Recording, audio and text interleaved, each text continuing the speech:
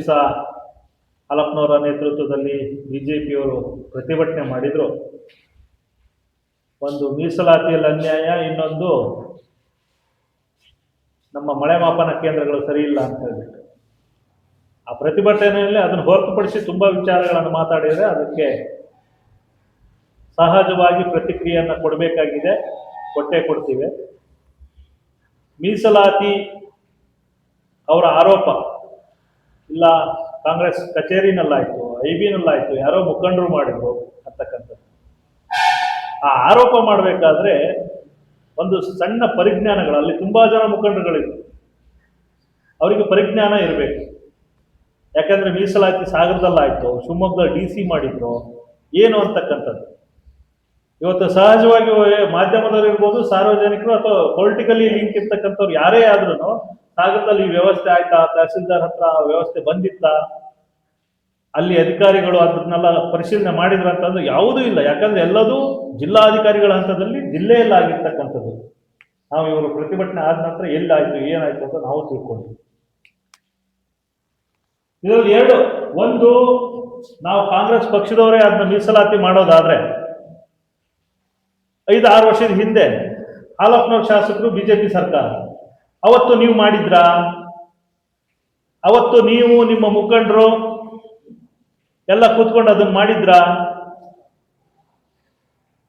ಅವತ್ತು ನಾವೆಲ್ಲ ಕೂತ್ಕೊಂಡು ಮಾಡಿದ್ದೀವಿ ಅಂತ ಹಾಲಪ್ಪನವ್ರೆ ನೀವು ಒಪ್ಕೊಳ್ಳೋದಾದ್ರೆ ಇವತ್ತು ನಾವು ಕೂತ್ಕೊಂಡು ಮಾಡಿದೀವಿ ಅಂತ ಹೇಳ್ಬಿಟ್ಟು ನಾವು ಹೇಳ್ತಿದ್ದೇವೆ. ಅವತ್ತು ನೀವಲ್ಲ ಅಂತಂದ್ರೆ ಇವತ್ತು ನಾವಲ್ಲ. ಎರಡನೇದಾಗಿ ಮೀಸಲಾತಿಗಳನ್ನ ಸಹಜವಾಗಿ ಚುನಾವಣಾ ಆಯೋಗ ಅದರದ್ದೇ ಆದ ನೀತಿ ನಿಯಮಗಳಿದಾವೆ. 3 ವರ್ಷದ ರೊಟೇಷನ್ ಇದನ್ನು ತಗೊಳುತ್ತೆ. 2010ರಲ್ಲಿ ಯಾವ ರಿಸರ್ವೇಶನ್ ಬಂತು, 15ರಲ್ಲಿ ಯಾವ ರಿಸರ್ವೇಶನ್ ಬಂತು, 20ರಲ್ಲಿ ಯಾವ ರಿಸರ್ವೇಶನ್ ಬಂತು, ಅದೆಲ್ಲವನ್ನ ಇಟ್ಕೊಳುತ್ತೆ. ಮತ್ತೆ ಇಲ್ಲ ನಮಗೆ ಒಬ್ರು ST ಇಲ್ಲ ಅಂತ ಜಾಗದಲ್ಲಿ ST ಕ್ಯಾಟಗರಿ ಹಾಕಿಬಿಟ್ಟಿದ್ದಾರೆ, ಅನ್ಯಾಯ ಮಾಡಿದ್ದಾರೆ. ಅಲ್ರಿ, ಇವತ್ತು ಹೆಚ್ಚು ಕಡಿಮೆ 7-8 ಪಂಚಾಯತಿನಲ್ಲಿ ST ಜನಾಂಗನೇ ಇಲ್ಲ, ಆದ್ರೂ ರಿಸರ್ವೇಶನ್ ಇದೆ. ಎಡಳ್ಳಿ ಅಂತಲ್ಲಿ ST ಜನಾಂಗ ಇಲ್ಲ, ಗೌತಮ್ಪುರದಂತಲ್ಲಿ ST ಜನಾಂಗನೇ ಇಲ್ಲ, ಒಬ್ರು ಇಲ್ಲ. ಆದ್ರೆ ಆ ಮೀಸಲಾತಿ ಸರ್ಕಾರ ಕೊಟ್ಟಿದೆ, ಅದನ್ನ ಎಲ್ಲಿಗೆ ಹಾಕ್ಬೇಕು? ಯಾವುದೋ ಒಂದು ಊರಿಗಂತೂ ಹಾಕ್ಲೇಬೇಕಾ?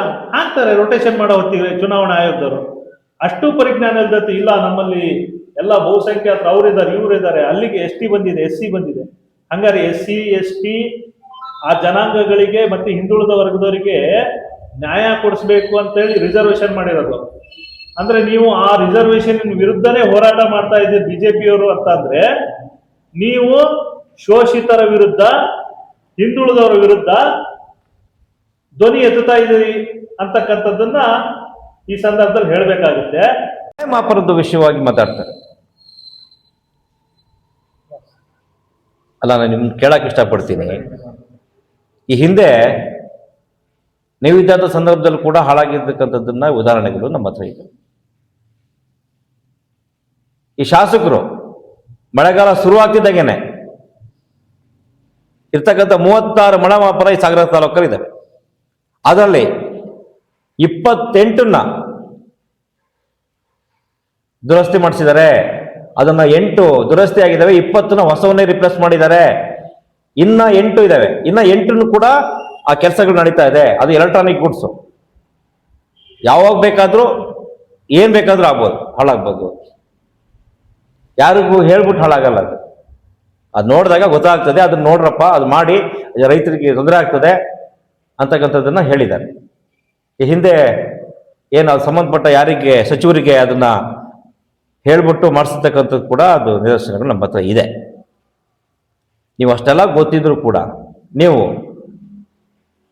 ಏನೋ ಒಂದು ಹೇಳಬೇಕು, ಏನೋ ಒಂದು BJP ಸ್ಟ್ರೈಕ್ ಮಾಡ್ತೀವಿ ಅಂತ ತೋರಿಸ್ಬೇಕು, ನಾವು ಇದೀವಿ ಅಂತಕ್ಕಂಥದ್ದನ್ನ ತೋರಿಸ್ಬೇಕು. ನಾನೊಬ್ಬ ಏನು ರಾಜ್ಯ ಉಪಾಧ್ಯಕ್ಷ ಇದ್ದೀನಿ ಮತ್ತೆ ಮಾಜಿ ಸಚಿವ ಇದ್ದೀನಿ ಅಂತ ತೋರಿಸ್ಬೇಕು ಅಂತ ಹೇಳ್ಬಿಟ್ಟು ನಿಮ್ನೆಲ್ಲ ಏನು ಮುಖಂಡರುಗಳು ಕರ್ಕೊಂಡ್ಬಿಟ್ಟು ಬಂಡಲ್ ಬಿಟ್ಟಿದ್ದು. ಮಾತಿನ ಬರದಲ್ಲಿ ಎಂತೆಂಥ ಮಾತುಗಳು ಆಡಿದ್ರಿ ಹಾಲಪ್ಪನವ್ರೆ. ಅದೊಂದು ಐತೆ ಈ ತಾಲೂಕಲ್ಲಿ, ಅದಕ್ಕೇನು ಮಾತಾಡಕ್ ಬರಲ್ಲ. ಯಾರಿ ಬಗ್ಗೆ ಅದೊಂದು ಐತಿ ಇದೊಂದು ಐತಿ ಅಂತ ಮಾತಾಡ್ತೀರಾ? ಅದೊಂದು ಐತಿ, ಮಿನಿಸ್ಟರ್ ಆಗೈತಿ, ಏನು ಅದೊಂದು ಅಂತ? ಈ ತಾಲೂಕಿನ ಪ್ರಥಮ ಪ್ರಜೆ ನೀವು, ಮಾಜಿ ಶಾಸಕರಾದಂಥವ್ರು, ಸಚಿವರಾದಂಥವ್ರು. ನೀವೇ ಗೌರವ ಕೊಟ್ಟಿಲ್ಲ ಅಂದ್ರೆ ನಿಮ್ಮ ಕೆಳಗಡೆ ಇರ್ತಕ್ಕಂಥ ಮುಖಂಡರುಗಳಿಂದ ಏನು ಎಕ್ಸ್ಪೆಕ್ಟ್ ಮಾಡ್ತೀವಿ ನಾವು? ನಿಮ್ಮ ಪಕ್ಷದ ಏನು ಮುಖಂಡರುಗಳ ಹತ್ರ ಏನು ಎಕ್ಸ್ಪೆಕ್ಟೇಷನ್ಸ್ ಮಾಡ್ತೀವಿ? ಸಂಸ್ಕಾರ ಅಂತದನ್ನ ನೀವು ನಿಮ್ಮ ಪಕ್ಷ ಹೇಳ್ಕೊಟ್ಟಿರ್ತಕ್ಕಂಥದ್ದು ನಿಮ್ಮ ಸಂಸ್ಕೃತಿ? ಒಬ್ಬ ಉಸ್ತುವಾರಿ ಮಿನಿಸ್ಟ್ರಿಗೆ ಅದು ಇದು ಅಂತ ಕರಿತಕ್ಕಂಥದ್ದು, ಒಬ್ಬ ಶಾಸಕರಿಗೆ ಅದು ಇದು ಅಂತ ಕರಿತಕ್ಕಂಥದ್ದು. ಈ ದುರಂಕಾರನೇ ನಿಮ್ಮನ್ನ ಮೂರೂ ಕ್ಷೇತ್ರದಲ್ಲೂ ಹೊಸನಗರದಿಂದ 1 ವರ್ಷಕ್ಕೆ ಓಡಿಸಿದ್ದು, ಸೊರಬದಿಂದ 1 ವರ್ಷಕ್ಕೆ ಓಡಿಸಿದ್ದು, ಸಾಗರದಿಂದ 1 ವರ್ಷಕ್ಕೆ ನಿಮ್ಮನ್ನ ಓಡಿಸಿದ್ದು. ಇದೇ ದುರಂಕಾರ ನಿಮ್ಮದು. ಅದು ಇದು ಅಂತಕ್ಕಂಥ ಮಾತಾಡ್ತಕ್ಕಂಥದ್ದು, ಯಾರಿಗೆ ಬೇಕಾದ್ರೆ ಏನ್ ಬೇಕಾದ್ರೆ ಮಾತಾಡ್ತೀನಿ, ನಾನು ಹೆಂಗ್ ಬೇಕಾದ್ರೆ ಇರ್ತೀನಿ ಅಂತಕ್ಕಂಥದ್ದನ್ನ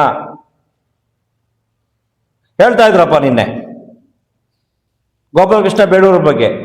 2 ತಿಂಗಳಾಯ್ತು ಊರು ಬಿಟ್ಟು ಸಚಿವ ಸ್ಥಾನಕ್ಕಾಗಿ. ಹೌದು, ನಾವು ಕಾಂಗ್ರೆಸ್ ಪಕ್ಷದವರು, ನಾವು ಕಾಂಗ್ರೆಸ್ ಪಕ್ಷದ ಮುಖಂಡರುಗಳು, ನಾವು ಒಪ್ಕೋತೀವಿ. ನಮ್ಮ ಶಾಸಕರು ಸಚಿವ ಸ್ಥಾನವನ್ನ ಕೇಳಿದ್ದು ಸತ್ಯ. ಆ ಬರದಲ್ಲಿ 1.5 ತಿಂಗಳು 2 ತಿಂಗಳು ಇಲ್ಲಿ ಬೆಂಗಳೂರಲ್ಲಿ ಇದ್ಬಿಟ್ಟು ಯಾವ ಮುಖಂಡರುಗಳನ್ನ ಭೇಟಿ ಆಗ್ಬೇಕು, ವರಿಷ್ಠಗಳನ್ನ ಭೇಟಿ ಆಗ್ಬೇಕು ಅದನ್ನ ಮಾಡಿದ್ದಾರೆ. ಆ ಸೆಂಟ್ರಲ್ಲಿ 2-3 ಸತಿ ಸಾಗರಕ್ಕೂ ಕೂಡ ಬಂದು ಹೋಗಿದ್ದಾರೆ. ಮತ್ತೆ ನಿರಂತರವಾಗಿ ಅಧಿಕಾರಿಗಳ ಜೊತೆಗೆ ಸಂಪರ್ಕದಲ್ಲಿದ್ದಾರೆ, ಮುಖಂಡರುಗಳ ಜೊತೆ ಸಂಪರ್ಕದಲ್ಲಿದ್ದಾರೆ.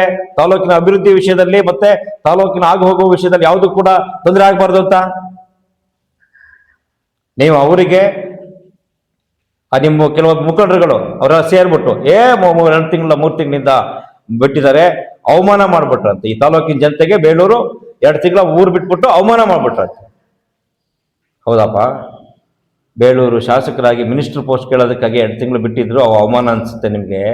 ನೀವು ಮಿನಿಸ್ಟರ್ ಆದಾಗ 6 ತಿಂಗಳು ಮನೇಲಿದ್ರಲ್ಲ, 6 ತಿಂಗಳು ಮನೇಲಿದ್ದಿಲ್ಲ. ಎಲ್ಲಿದ್ರಿ ನೀವು? ಮನೆಯನ್ನು ಬಿಟ್ಟಿದ್ರಿ, ಕ್ಷೇತ್ರವನ್ನು ಬಿಟ್ಟಿದ್ರಿ, ಯಾವ ಜಾಗ ಸೇರಿದ್ರಿ, ಯಾವ ಅಪರಾಧದ ಮೇಲೆ ಸೇರಿದ್ರಿ? 6 ತಿಂಗಳು ಬಿಟ್ಟಿದ್ರಲ್ಲ, ಅದು ಅವಮಾನ. ಅದು ಈ ನಾಡಿನ ಜನತೆಗೆ, ಈ ತಾಲೂಕಿನ ಜನತೆಗೆ, ಈ ಜಿಲ್ಲೆಯ ಜನತೆಗೆ, ರಾಜ್ಯದ ಜನತೆಗೆ ಮಾಡಿದ ಅವಮಾನ ಅಲ್ವಾ? ನಿಮ್ಮದು ಅವಮಾನ. ನನ್ನ ಹಕ್ಕು, ನನಗೊಂದು ಜವಾಬ್ದಾರಿ ಸಿಕ್ಕರೆ ನಾನು ಇನ್ನೂ ತಾಲೂಕಿನ ಅಭಿವೃದ್ಧಿ ಇನ್ನೂ ಜಾಸ್ತಿ ಮಾಡ್ತೀನಿ, ನಾನು ಜಿಲ್ಲೆ ಅಭಿವೃದ್ಧಿ ಮಾಡ್ತೀನಿ, ಸಂಘಟನೆ ಮಾಡ್ತೀನಿ ಅಂತ ವಿಶ್ವಾಸ ಇಟ್ಕೊಂಡು ಏನು ಮಿನಿಸ್ಟರ್ಗಿರಿ ಆಗ್ಲಿ ಮತ್ತೆ ನಾನು ಮಂತ್ರಿಗಿರಿ ಆಗ್ಲಿ ಕೇಳ್ತಕ್ಕಂಥದ್ದು ತಪ್ಪಲ್ಲ. ಅದನ್ನ ಬಿಟ್ಬಿಟ್ಟು ಮಾಡಬಾರ್ದು ಮಾಡ್ಬಿಟ್ಟು ನೀವು ಹೋಗಿ ಕೂತಿರಲ್ಲ 6 ತಿಂಗಳ, ಅದು ತಪ್ಪು.